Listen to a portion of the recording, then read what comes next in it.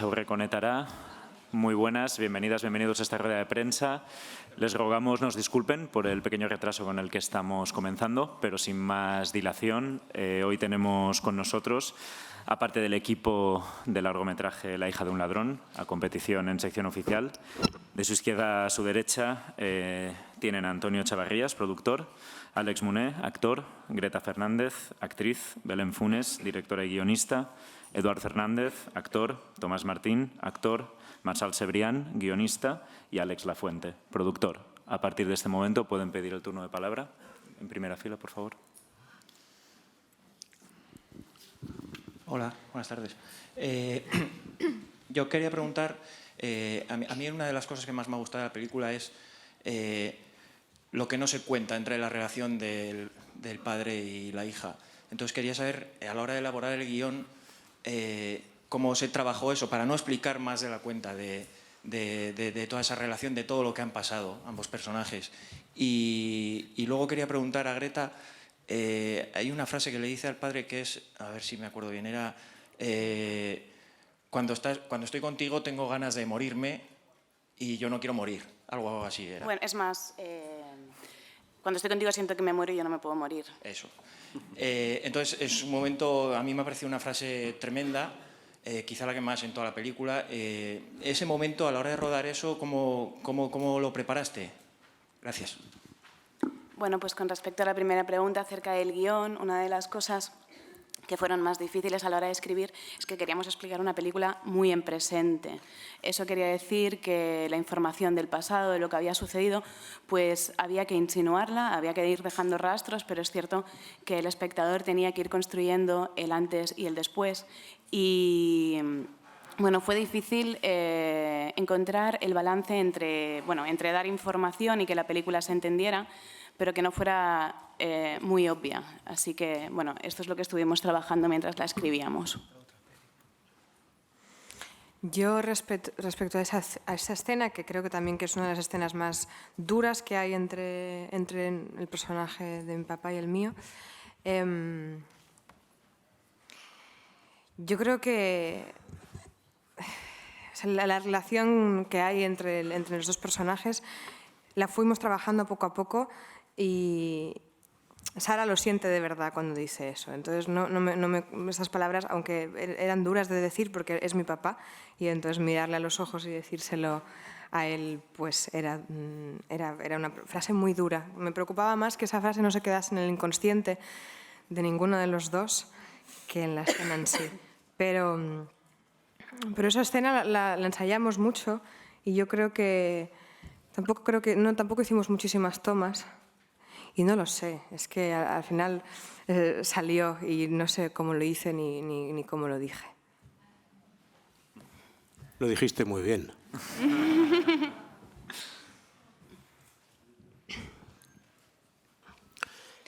Hola, buenas tardes y felicidades por la película. Gracias. Quería preguntarte a propósito del cortometraje Sara la fuga, que tiene tantos elementos en común y que cosechó tanto éxito en festivales, si te ha servido como carta de presentación para esta película a la hora de conseguir financiación, también puede contestarnos tu productor, o si esto lo has montado como un proyecto totalmente independiente partiendo de cero. Muchas gracias. Bueno, yo hice un corto previamente que aparte me hace mucha ilusión porque está aquí mi amiga Carla Sospedra, que es la productora de mis dos primeros cortos. Así que, bueno, para mí era una forma de entrar en el cine y de buscar el tipo de películas que yo quería hacer. Y eso, el corto me sirvió para eso. O sea, el corto es siempre una base de experimentación donde de repente pruebas una serie de cosas que te gustan y que piensas que por qué no te gustaría aplicarlas en las películas que estabas haciendo. Con respecto a la financiación, yo siento que un director, siempre que tiene algo para enseñar, es mejor para levantar el dinero para hacer la película. Pero bueno, creo que la película, más que ser una segunda parte del corto, es como una continuación o una perpetuación del personaje de Sara, un tiempo después, con unas circunstancias distintas, porque ha sido madre y porque de repente tiene un bebé y está sola. Pero no me la imaginaba tanto como una segunda parte, era como un seguir explorando sobre este mismo personaje. Yo, si quieres, te acabo como productor. A mí lo que me llamó la atención lo que me decidió, el cortometraje no lo había visto, fue leer el guión que en aquel momento tenían, que era muy incipiente, y conocer a Belén y a Marsal. Porque toda la verdad que creo que han transmitido en la película, toda su autenticidad ya estaba en su discurso, en su forma de enfocarlo, en su forma de imaginar la película, y en eso fueron muy convincentes. Y luego ya vi el cortometraje, me gustó mucho, me ratificó, pero yo creo que ya el hecho de querer trabajar juntos vino antes. Gracias. Hola, buenas. Yo tenía una pregunta en relación a que, pues como ya habéis dicho, en la película no se explica lo que ha pasado en el pasado entre los personajes, y yo quería saber cómo se construye una relación así de padre e hija tan complicada como es en la película sin explicarse en la propia película. Y luego también, como segunda pregunta, si en algún momento al escribir el guión habéis tenido un poco la tentación de explicar algo más de la cuenta de lo que se explica en la propia película. ¿Yo? ¿Yo? Por ejemplo, ¿no? O sea, lo del guión ya lo contesto yo, Mira, si quieres. sí. Voy yo. ¿Había relación padre e hija? Te pregunto yo. Ahí está eso. Está eso que no se sabe de dónde viene, pero eso está en la película. Vale, entonces está. Es que el guión estaba muy bien, y no se cuenta, y es muy expresamente que Belén no lo cuenta, Belén y Marsal en el guión, ¿no? Es el resultado de una serie de cosas. Cada espectador pone su imaginario ahí, que creo que es lo bonito de la película, que todos estáis destacando todo lo que no hay, ¿no? Y está muy presente en el imaginario de todos hoy aquí lo que no está, y eso tiene mucho peso. Me parece que eso es realmente hermoso. Creo que Belén, yo hice esta película, aquí hablo yo porque sí un poco, yo hice esta película porque Greta me la pasó, me invitó un fin de semana, me leyó el guión entero, dice, papá, me ofrecen esta película, soy protagonista y necesitamos un papá, ¿te parecería bien hacerla? Belén también quería. Porque conocía también a Belén, hizo de meritoria en la película de Marc Oll, 3 días con la familia. Me parecía muy bien acompañar a ellas dos en este viaje, y creo que tiene mucha lógica acompañarlas, este retrato que hace Belén con tantísima sobriedad sobre una Barcelona, una España, una Barcelona en este caso, muy poco contada, y contada desde una honestidad y desde una verdad y desde un lugar tan bonito, que puede parecer tan sencillo y tan normal contarlo, pero es muy difícil llegar a contar esta película con esa honestidad, con esa verdad, y hacer una película de eso, ¿no? Y con respecto a las tentaciones en guión, bueno, tuvimos una tentación muy grande que llegamos a rodar incluso, en la que se explicaba qué había sucedido entre Sara y Manuel, porque era como una forma de tener un salvavidas, ¿no? O sea, en el momento en el que nada se entienda, ¡pum!, monto esta secuencia y aquí queda todo clarísimo. Entonces, durante los primeros procesos de montaje, esta secuencia siempre estaba en la película. Y llegó un día que nos sentamos a verla y dijimos... me acuerdo con Antonio, con Àngels, con Alba, lo discutíamos con Marsal, que es el guionista, y decíamos, ¿y si la quitamos? ¿Qué sucede? Y la película se sostenía igual, y de hecho era mucho más sugerente. Así que uno siempre tiene la tentación de sobreexplicar las cosas, y creo que es un salvavidas necesario de llevar en el barco, pero bueno, tomamos la decisión de que fuera todo como más ambiguo. Marsal, no sé si por alusiones quieres añadir algo. No, sí, la tentación evidentemente existe, pero un poco el ejercicio que queríamos hacer era pues de depurar un poco esto, ¿no?, lo que se decía, y encontrar el equilibrio de que se entendiera sin decirlo. Y ahí estuvimos trabajando, teníamos una escena muy mala, recurso, por decirlo de alguna forma, que era un poco, pues esto, por si acaso. Pero vaya, ya estaba también todo el resto del guión escrito para que se pudiera, pues esto, el espectador entrar en la película y en su relación sin tener que conocer mucho más, porque con lo que dábamos ya él podía rellenar los huecos. Hola, buenas tardes. Enhorabuena por la película. Gracias. Gracias. A la directora quisiera formular una pregunta. Belén Funes, es tu ópera prima, debutas en el cine con esta película y lo haces en competición oficial del Festival de San Sebastián, y lo haces además acompañada por Eduard Fernández, que ganó premio la Concha de Plata al Mejor Actor en el 2016 por El hombre de las mil caras, ¿no? ¿Cuál es tu experiencia al respecto? ¿Cómo sienta debutar en el cine con largometraje en esas circunstancias? Mi segunda pregunta sería para Greta. Has trabajado con una directora, por ejemplo, por poner un ejemplo, de larga trayectoria como Isabel Coixet, Elisa y Marcela, ¿no?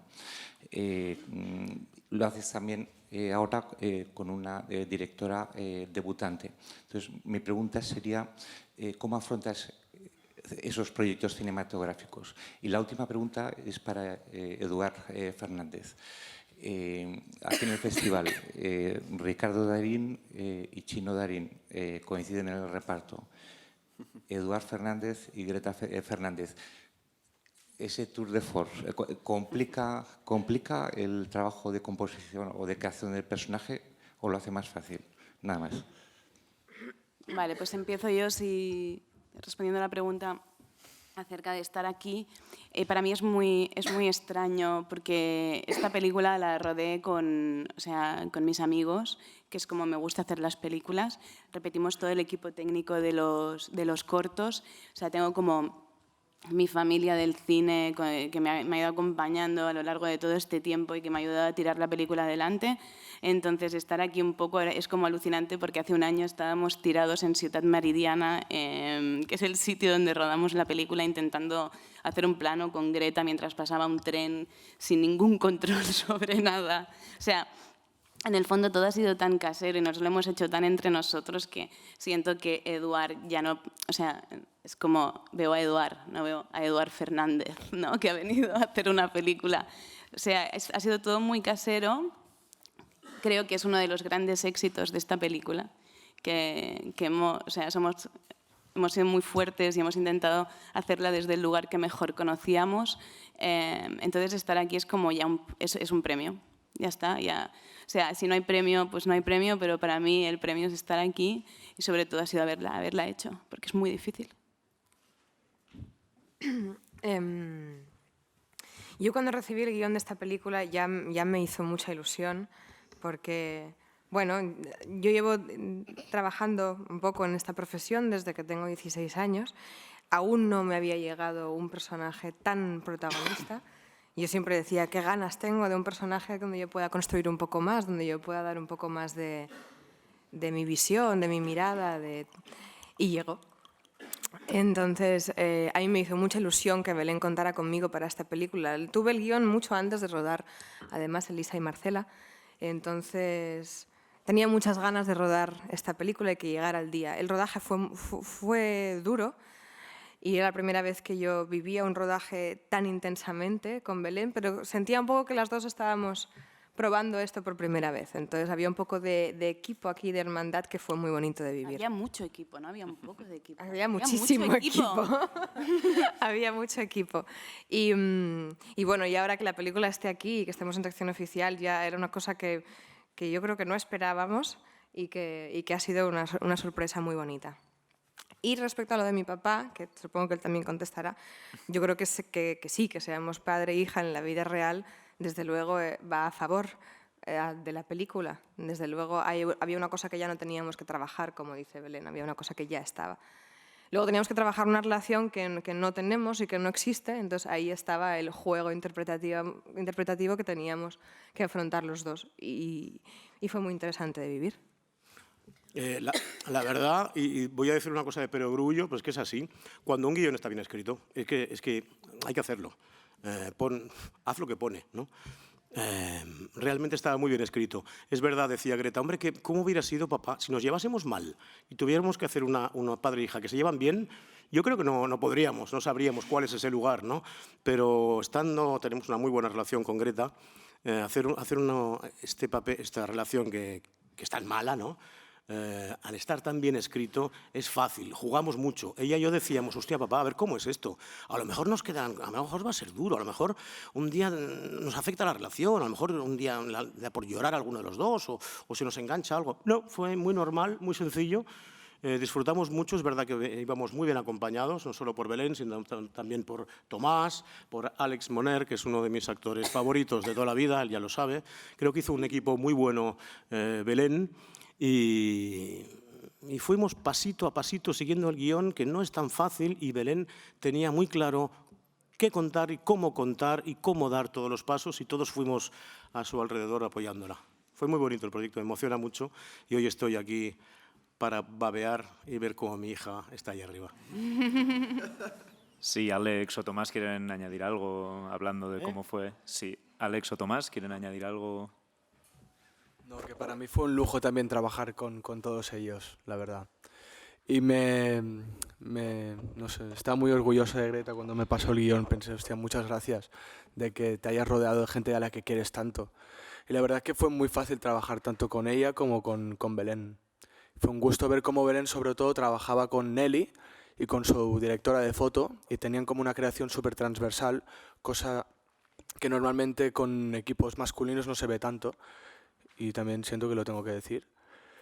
Y nada, que estoy muy feliz de que la peli haya llegado hasta aquí. ¿Tú, Tomás, quieres decir algo? ¿Sí? Sí.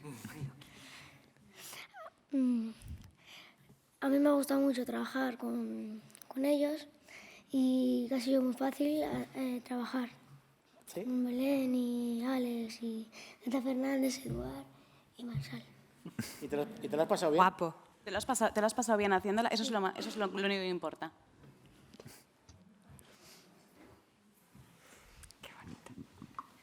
Hola a todos.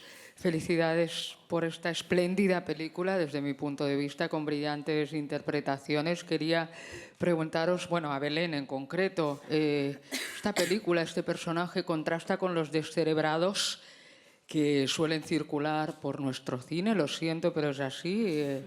Adolescentes, inseguros, acomplejados, Peter Panes. Ella es al contrario, ¿no? Una luchadora que sabe lo que quiere ser normal. Lo de quiero ser normal es un poco la clave de la película. Bueno, de entrada creo que cuando a veces estamos acostumbrados a ver películas de gente joven y casi todas las películas son viajes iniciáticos, ¿no? El descubrimiento del sexo, el descubrimiento de las drogas, ¿no? Hay muchas películas que tratan sobre esto. Entonces, a mí lo que me enternecía mucho era que de repente Greta interpretaba a un personaje que ya lo ha aprendido todo, está de vuelta con 21, ¿no? Entonces, le ha tocado vivir tantas cosas que ahora ya no hay nadie, o sea, no le queda nada por aprender, no le pueden enseñar nada porque ya lo sabe todo. Entonces, creo que por eso de ahí puede venir precisamente la sensación de que yo siempre sentía que estábamos, de hecho, lo poníamos en el guión para ir acordándonos con Marsal, que era una niña con ojeras, ¿no? Y siempre hablábamos de esto, que tenía que parecer una niña, pero que había vivido lo suficiente como para dejar de serlo, ¿no? Y de ahí sale quizás pues, esta idea que tú dices de que es un personaje que está viviendo una juventud que quizás no le toca por la edad que tiene. Tendría de estar haciendo otras cosas y solamente está intentando sobrevivir en un entorno que es muy hostil.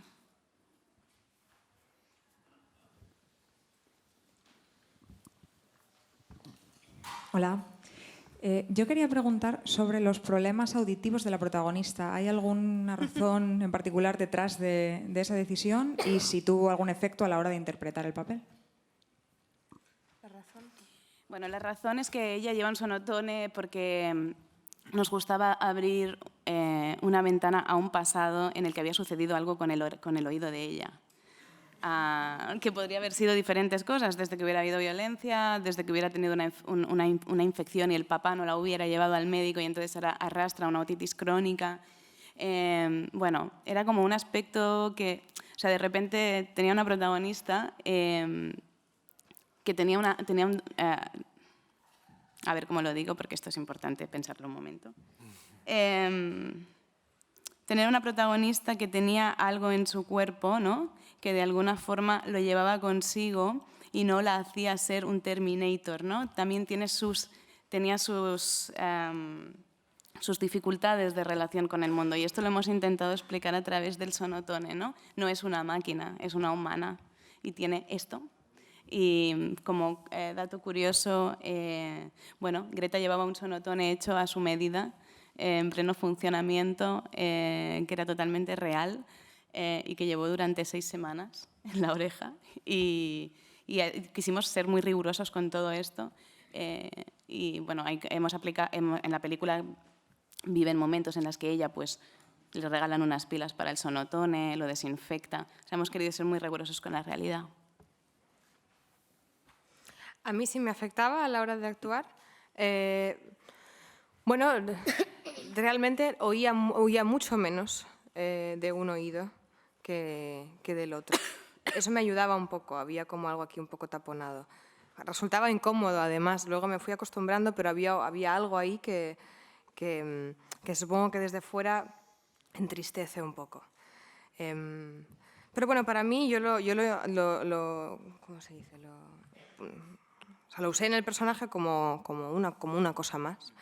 Lo integré en el personaje como una cosa más. Como haría Sara, ¿no? ¿Eh? Como hacía Sara. Como hacía Sara, sí. Pero tuviste unas rozaduras. Bueno, sí, me salieron eczemas. Sí, realmente es una película en que el espectador tiene que ser cómplice, se lleva muchas tareas, ¿no? Y se regurgita porque hay que completar pues, muchas cosas, las madres no aparecen, etcétera, etcétera, ¿no? El título, por ejemplo, ¿a qué haría referencia? ¿A un ladrón de afectos o no? O simplemente a que ha estado a la cárcel. Y después de los dos temas que para mí son fundamentales, la verdad es que me parece un acierto reflejar una realidad social tan dura sin estridencias ni maniqueísmos, ¿no? Esto realmente, tanto el guión, la cineasta como los actores lo logran. Y hay dos temas, ¿no? La precariedad y la soledad, ¿no? De estos dos temas son como las dos caras de una misma moneda, ¿o había uno que interesaba más que el otro? Una curiosidad. Bueno, a mí me interesaba mucho hacer una reflexión sobre la soledad de un personaje en un mundo en el que estamos todos hiperconectados todo el rato, en el que se está recibiendo información todo el rato, en el que la gente está todo el rato mirando su móvil a ver si alguien ha dicho algo o le han dicho de quedar en algún sitio, ¿no? Y ella, en cambio, no la llama a nadie, ¿no? Es un personaje, yo siempre pensaba en Sara como... y esto lo habíamos hablado en el guión. ¿Quién iba a ir a su entierro? Dani, seguramente, y ya está, ¿no? Y su hijo.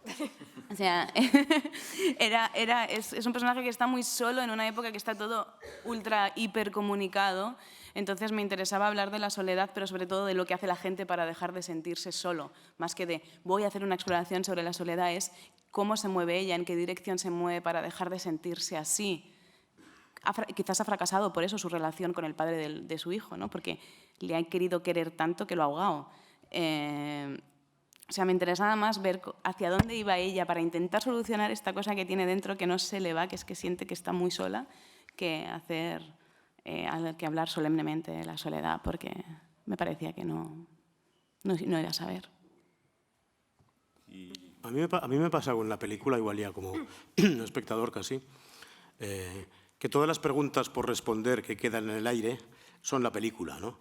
El intentar responderlas tanto nosotros como uno mismo, no sé, ese hueco es de lo que habla la película, ¿no? El ¿por qué tal? ¿Por qué no salen? No salen. Hostia, es así, ¿no? Te quedas con ese vacío que es la sensación de la película y me parece hermoso, ¿sí?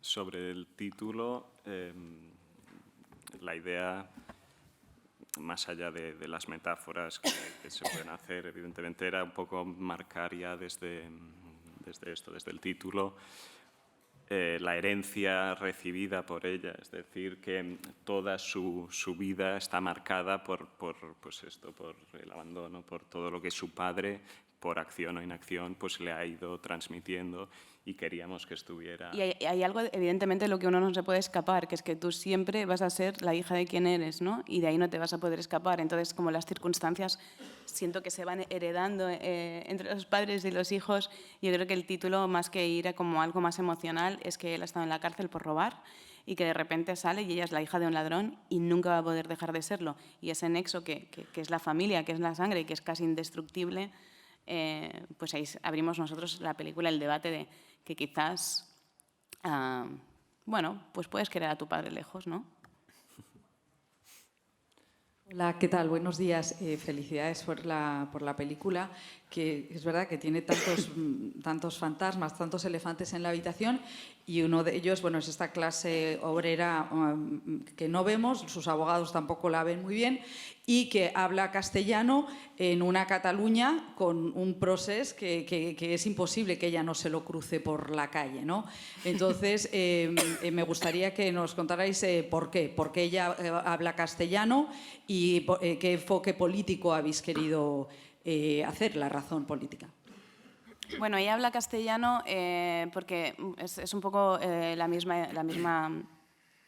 misma cosa que me sucede a mí, ¿no? Que es que mis padres son de fuera, vinieron a Barcelona a vivir, a ganarse la vida, entonces siempre me he comunicado con ellos en castellano, pero bueno, siento que estoy en Barcelona, estoy rodeada de gente que habla en catalán, yo les contesto en castellano, ellos me contestan en catalán, dentro de la misma conversación la gente cambia. Eduard y Marçal, dentro de una conversación, pueden hablar una mitad en catalán, la mitad en castellano. ¿Y algún otro idioma? O sea, siento que yo lo que he querido es reflejar que las cosas no son ni tan grises ni tan blancas y que en realidad lo importante es entenderse. Por favor, a través del micro. Gracias. Y que no haya ninguna referencia política, o sea, que es interesante, que no haya ninguna referencia... Bueno, también tengo que decirte que yo he realizado un pequeño estudio de banderas en la ciudad de Barcelona, y es cierto que los barrios más periféricos, los barrios donde hay más dificultades, las banderas desaparecen bastante. Por eso no hay una referencia a lo que está sucediendo. Es decir, la gente está en otra y también me parecía que era una forma de hablar de política aquello. Tenemos tiempo para una última pregunta allí. Buenas tardes. Me gustaría preguntar, habéis hablado de lo que se hereda o de lo que hereda el personaje de Greta, de su padre, y quería hablar de lo que la hija o el hijo va a heredar de Greta. Quiero decir, ahí hay una relación con escenas donde cuando el niño o el bebé está llorando sube el volumen de la música para no oírlo, esa escena en la que le corta las uñas con los dientes. Me gustaría que si pudieseis hablar un poquito de ello. Bueno, hacíamos muchas bromas con Edu y con Greta y decíamos que dentro de 20 años podríamos volver a rodar esta película y era Greta con su hijo, ¿no? O sea, como volviendo sobre las mismas conversaciones, las mismas peleas, pero ahora los protagonistas son ella y el bebé. Bueno, ella está viviendo una maternidad que está un poco alejada del anuncio de Nenuco, que estamos acostumbrados a ver, donde la gente se ama y todo es fantástico. Y entonces está como en otro tipo de maternidad. Yo creo que a veces mira al niño y no sabe qué hace este niño aquí, no entiende ni por qué lo ha tenido, ni en qué momento le parece una buena idea tenerlo. Pero bueno, ella tiene un compromiso con su hijo. Está súper comprometida. Lo que no tiene es una emocionalidad hacia él. Pero el compromiso del cuidado y de la custodia es indiscutible. Lo que sucede es que lo que le cuesta a ella, porque no sabe y porque evidentemente Sara no tiene las herramientas emocionales para comunicarse, es quererle. Pero es que para querer a alguien te tienen que haber enseñado a querer. Y ella no está en esto. Entonces, era una forma de hablar. A mí el bebé me servía sobre todo para hablar de Sara, tanto más que para hablar del bebé. Esto salió un poco en el proceso de documentación que fue largo y conocimos a muchas chicas que habían salido de estos tipos de centros donde estás cuando pues, te abandonan tus padres, etcétera, y pisos maternales como el que está ella. Y nos dábamos cuenta pues, esto de que existía una voluntad de hacerlo distinto, pero al no, pues esto no es lo que acaba de explicar Belén, al no haber recibido una educación sentimental normal, no sé si existe o no, pero como se podría entender, pues repetían algunos de los errores pues, que habían vivido ellas. Y salió un poco así. ¿Habéis visto? Así dirigía Belén. ¿Habéis visto con qué claridad mira desde un sitio todo el rato, con qué honestidad lo dice? Así dirige. Es maravillosa. Bueno, moltes gràcies. Eskerrik asko. Muchas gracias.